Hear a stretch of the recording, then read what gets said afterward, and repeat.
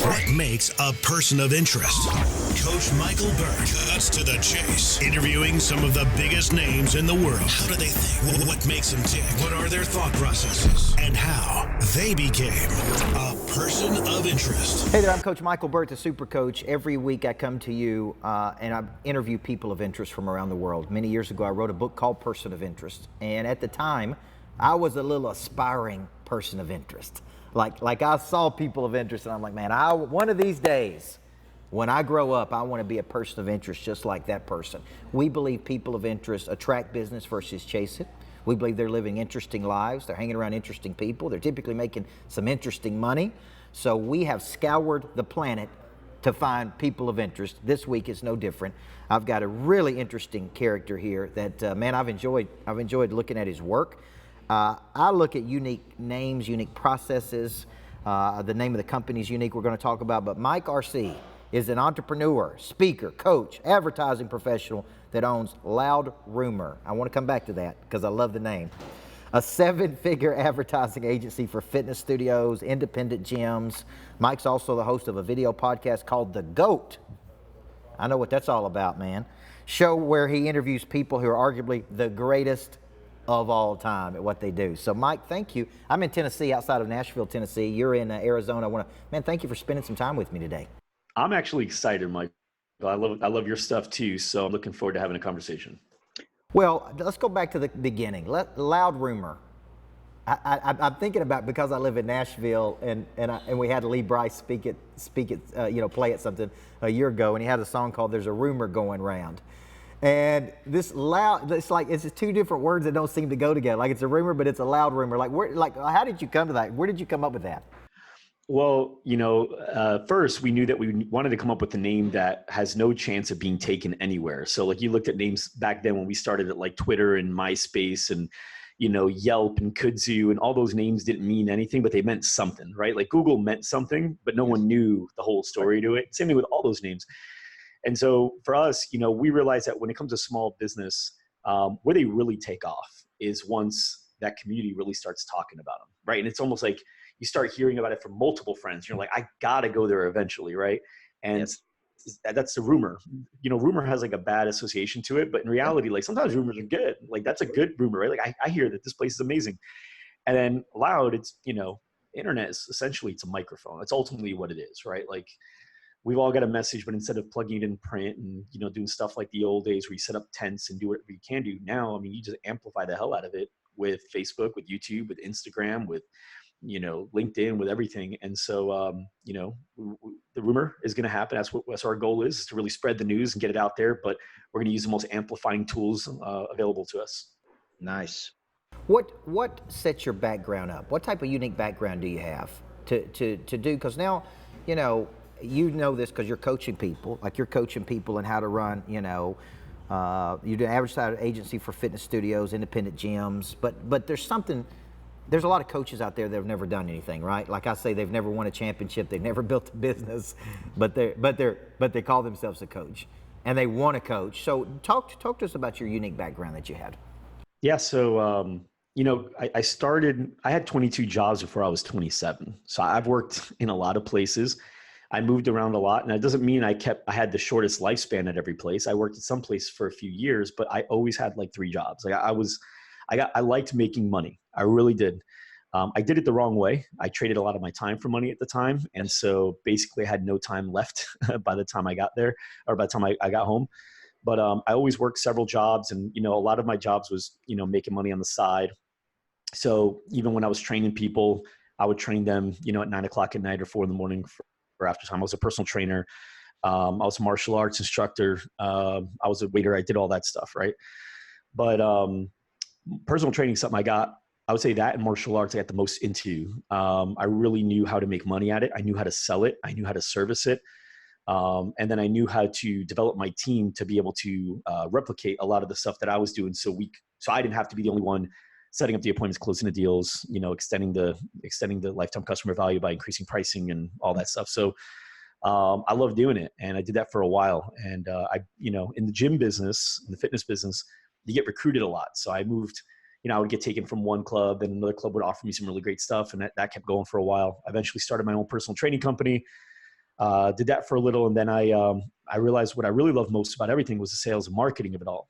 And so went over to start doing that, but I did it for anyone. To me, it was business. So I took on a dentist, I took on lawyers, I took on, auto shops, real estate. It didn't matter. As long as you need more members, more customers, more clients, I wanted to help you get there.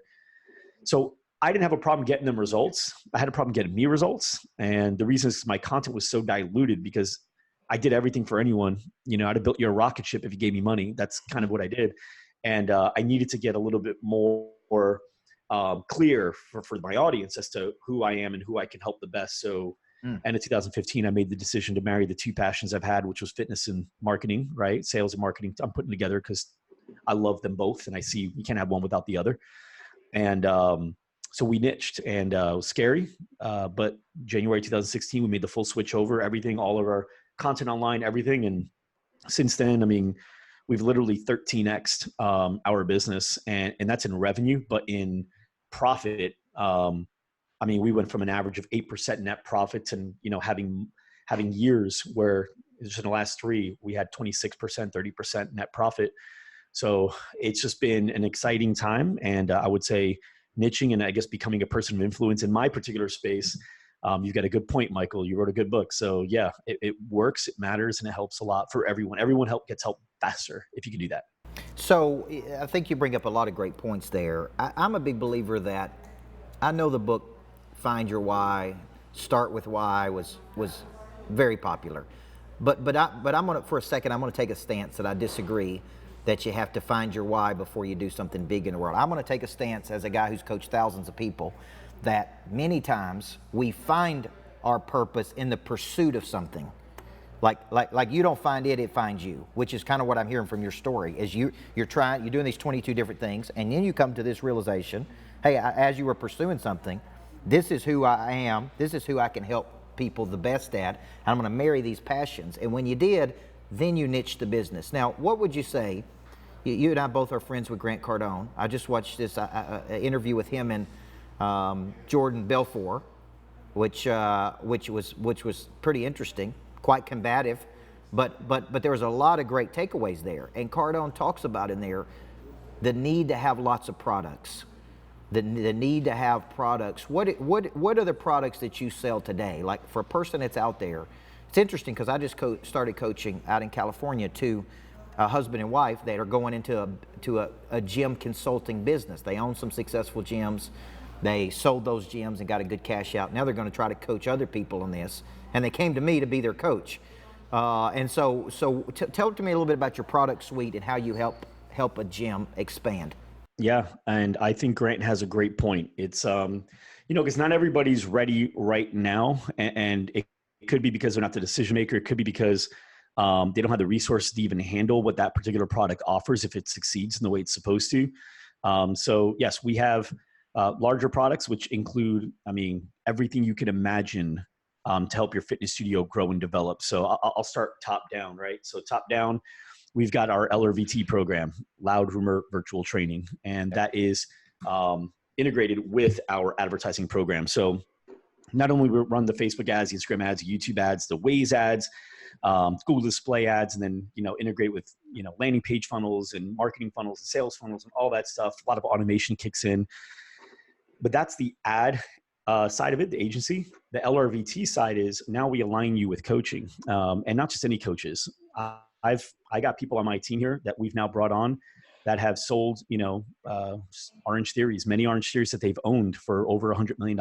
I have people on my team that they've ran for 30 years and they sold their stock in companies like Crunch Fitness to come and work here and be a part of Loud Rumor and what we're doing.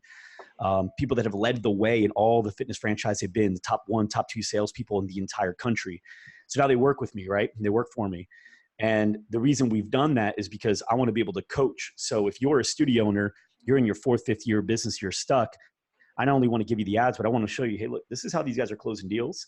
And they're going to jump on a group call with you every week and a private call with you once a month because you've got to get this all in order. And we're going to give you a structured training path as well because you have a different problem than my last guy. My last guy's got a retention problem. I got a different structured path for him. You, on the other hand, have a sales problem. So I've got a different path for you. And so we're really developing them. That's a bigger package, but it's incredible, right? And then we go down where you can have pieces of that all the way down to the very low end where you can buy a booklet, right? Just like Grant Cardone's got a booklet. He shared an idea with me that he did for the Millionaire Booklet, shared his contact with me. And I got fitness marketing secrets. I got fitness selling secrets. I'm writing agency GSD right now. And I bought 28 domains for fitness finance secrets, fitness operation secrets, fitness upselling secrets. And I got the domains. I just got to write the books. And, we give them away for free, just pay shipping. And so it goes all the way from that, right? And now worst case scenario, at least buy a book, Absolutely. Well, what kind of role can I have there at Loud Rumor? Can you put me on payroll and let me help you out? Let me be one of your coaches? I actually, do you know Cameron Harold? No, I don't. Cameron Harold is awesome. He's known as a CEO whisperer, but he was a COO of 1-800-GOT-JUNK. All his content is really gathered around helping the COO. So he's got a podcast called Second in Command Podcast. He's got COO Alliance. He interviews the COOs of really remarkable companies, huge companies, and he only coaches businesses that are doing at least $8 million in annual revenue. So he's one of our coaches, and he's actually going to be contributing. He's not really focused on the fitness industry, but as a whole, developing culture and processes for a company. He's got it. So we've got him contributing to the Learning Center as well as several other people like that. So I'd be more than happy to have you contribute and do some trainings for us in LRVT, get your name out. And then the way we set it up is if anybody wants to learn more from you, we usually provide a custom link that we have, point to an affiliate link, and then we have a relationship that way. Well, I like the fact one of our clients built I think 12 Orange Theories in Houston, Texas, and then sold those for a pretty high multiple. So I like that a lot, Mike. I really, really like that concept. And I like the fact that you're stacking your arsenal with these high-power professionals who have done it. This is important because I say, who's coaching you? There needs to be a demonstrated capacity.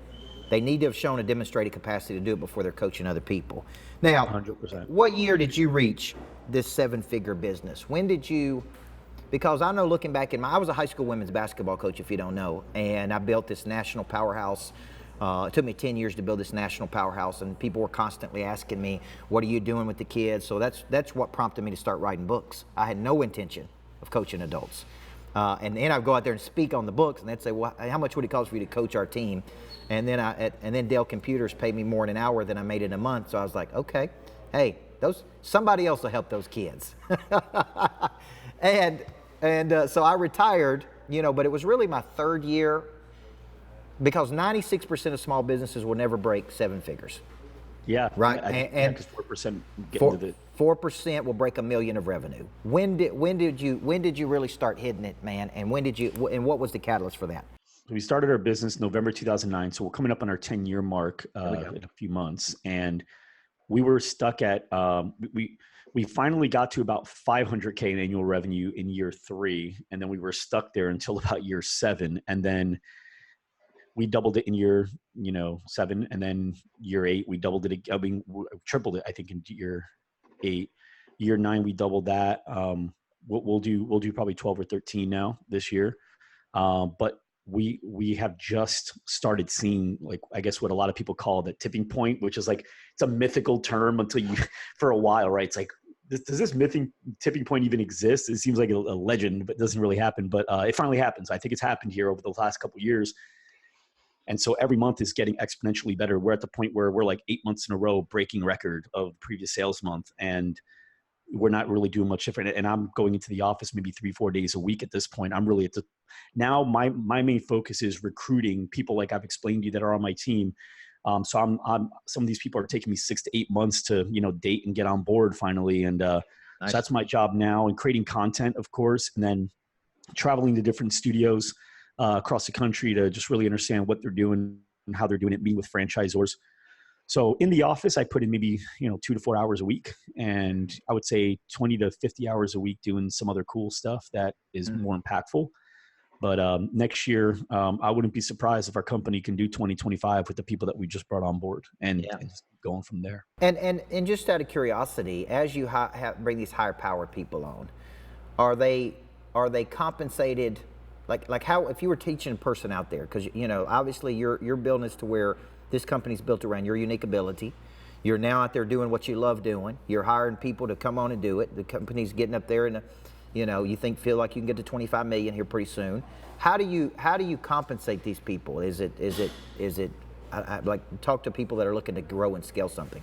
I think a lot of it depends on who they are, right? So we have people that are entrepreneurial and they need to be compensated very different than just high level, C-level, executives, right? C-level executives and, VP level guys, if you give them a good base, 90 to 150K and give them some really great bonus opportunities, that's usually a lot better than what they were before, especially in the fitness industry. Usually it's very low base, high commission. And so that usually locks them in, no problem. People that have sold portions of businesses or sold businesses to join us, I had to create opportunities where it's almost like they're getting a chance to create a business within the business. And so like one guy, Matt, we gave him the LRVT team, that project. And it's like, look, you've got 20 businesses that you've built to 7 figures, right? Which he has. He's built 20 out of 20 have reached 7 figures in the last 8 years. And so I said, I want you to come here and I want you to take this to 7 figures as well. That's his first milestone, is take it to 7 figures. And, I compensate him where he gets a percentage. Basically the department gets a budget, right? And just like you as a business owner, right? If I got a business, I've got my costs, I got my revenue, and then I've got my expenses, and then I keep whatever's left, right? And those costs are broken up. You got your COGS, you got your OPEX. And so for him, I say, look, whatever it takes for you to run this department and hit your goals, here's your budget every month, right? I give him like a $23,000 budget. Okay. Once you hit this milestone, then we're going to make the budget a percentage of revenue. And then whatever you don't need is yours. So if, let's say the budget's up to $100,000 a month and you only need 25K to run the department, that's 75K a month's yours. If you need more, you need more. You could always put more fuel in the fire. That includes advertising costs, tools, software, people. But for him, it's like, so basically I'm running a business and I get my own financial statement. Yes. And so he sees the opportunity in it. The 5 main people that are really running this project, we're all aiming for the same thing, 100 million by 2025. It's not only doable, it's almost irresponsible if we don't hit it. It's there for us. We just got to go get it. So now it's multiplying. Nice. All right. I got 2 more questions for you. One, this concept of the greatest of all time, this podcast, right? Like, do you say, okay, that dude's the number 1 dude in his area? Like, how do you pick? Because those are bold claims.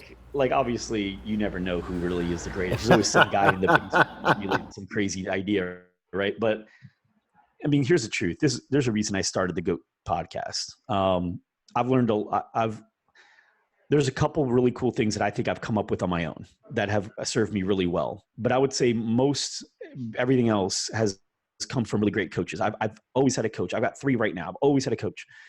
And different parts of the business have different coaching. And I wanted more of that. And I realized that, like, man, these guys are thinking different. They're thinking bigger. And every time I feel like I get to that next big level, there's another big guy.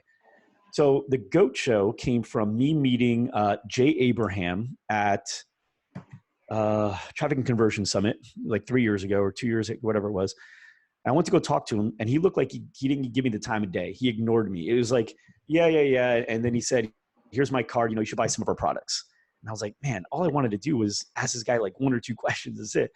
And I was like, you know what? I get it though. I'm 1 in a million here. And so I need to be able to create a platform where these guys not only want to talk to me, but they will spill everything in an hour because they need to position themselves as authorities and prove they know their stuff. So not only will they answer my questions, but they'll answer my questions really, really well. And then usually I got about a half hour to an hour of setup and breakdown time afterwards to build a relationship and get them on my phone and do all that. And I'll tell you, man, these people I build great relationships with. Every episode, whenever you're watching one of those GOAT show episodes, I'm learning. Like I'm really taking notes. I'm like really getting it all. The GSD show, it's a combination of both of us teaching, but the GOAT show, you're just watching me get mentored for like an hour or so. Yeah. And then I keep that going. So it was a way for me to build my community, my network, credibility as well, obviously, because if I can get, stuff online with these guys, that helps people know it, and then also consulting. So it was really, really great for me. That's why I did the show. Yeah.